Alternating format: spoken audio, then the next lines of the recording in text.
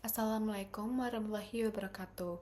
Saya Putri Khalifatur Rasyidah dengan NIM akhir 022 akan melakukan analisis asupan gizi menggunakan metode Diet Quality Index gizi seimbang dan Healthy Eating Index.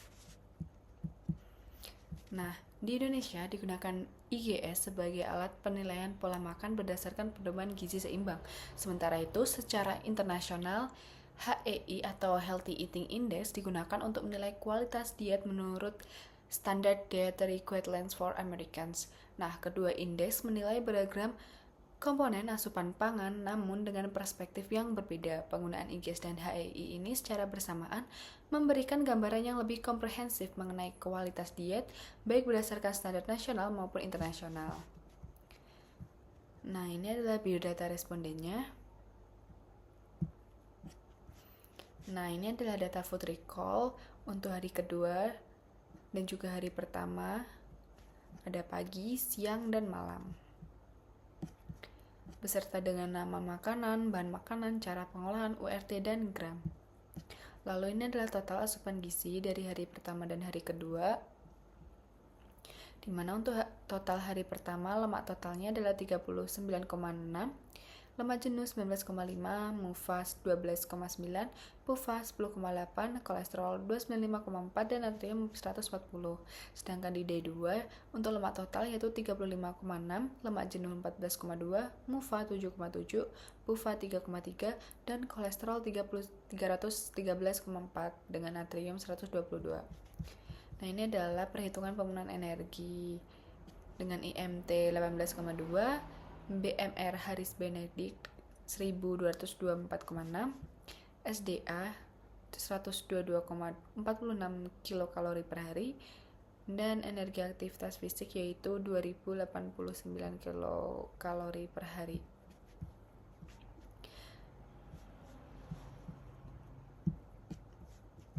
Nah, ini adalah hasil indeks gizi seimbang. Nah, pada IGS ini masih belum ada cut-off resmi sehingga penilaian dilakukan dengan membandingkan skor responden dengan skor maksimal. Nah, secara umum, skor yang mendekati maksimal menunjukkan pola makan baik, skor sekitar setengah menunjukkan kualitas konsumsi masih kurang, dan skor rendah menandakan pola makan yang perlu diperbaiki. Responden memperoleh skor 17,5 yaitu masih di bawah setengah skor maksimal. Hal ini menunjukkan bahwa pola makan responden belum seimbang. Sehingga untuk meningkatkan diet quality berdasarkan hasil IGS, responden disarankan untuk memperbanyak konsumsi sayur, buah, dan sumber protein baik hewani maupun nabati, serta menambahkan susu atau produk olahannya sebagai sumber kalsium. Selain itu, perlu mengurangi makanan tinggi gula, garam, dan lemak jenuh sambil menerapkan proporsi piring seimbang dan memperkaya keragaman bahan makanan harian. Nah, untuk kelebihannya yaitu penggunaannya sederhana dan mudah dipahami. Skor IGS menilai berbagai kelompok pangan secara bersamaan dan berguna untuk melihat perubahan perilaku makan setelah edukasi atau intervensi. Kemudian metode ini telah diuji dalam konteks masyarakat Indonesia sehingga sesuai dengan kebiasaan pangan lokal. Kekurangannya sendiri yaitu bergantung pada laporan makanan responden membuat penilaian rentan terhadap bias ingatan. IGS juga belum cukup untuk menilai kecukupan mikronutrien tertentu, sehingga pola makan dengan skor tinggi belum tentu memenuhi kebutuhan vitamin atau mineral spesifik. Nah, metode ini tidak membedakan cara pengolahan makanan yang dapat mempengaruhi kualitas gizi. Menurut penelitian juga, IGS belum memiliki hubungan yang kuat dengan biomarker penyakit kronis sehingga kemampuannya dalam memprediksi risiko penyakit terbatas. Lalu ini adalah hasil Healthy Eating Index dengan total skor 16,9. Nah, skor HI diklasifikasikan menjadi 3 kategori, yaitu kurang dari 51 yang menunjukkan kualitas diet yang buruk, 51-80 menandakan pola makan yang perlu ditingkatkan, dan lebih dari 80 menunjukkan pola makan yang baik. Responden memperoleh skor 18,9 dari total 100 yang berada jauh di bawah batas minimal kategori yaitu poor diet.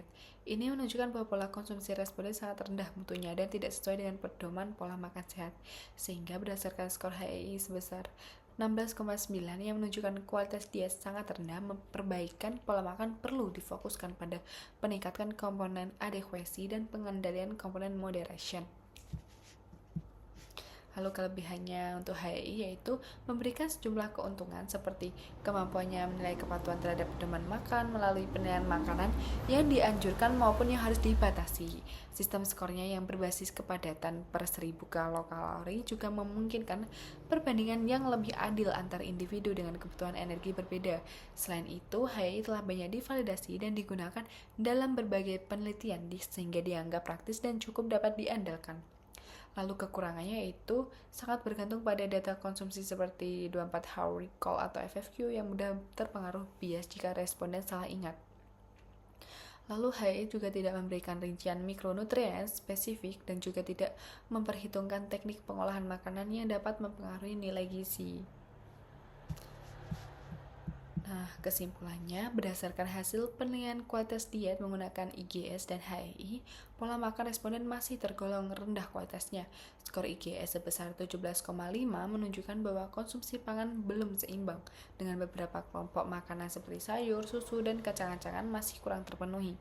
Sementara itu, skor HI sebesar 16,9 menegaskan bahwa pola makan jauh dari pedoman diet sehat, terutama karena minimnya konsumsi buah, sayur, dan pangan utuh serta belum optimalnya pengendalian konsumsi makanan tinggi gula, lemak jenuh, dan natrium.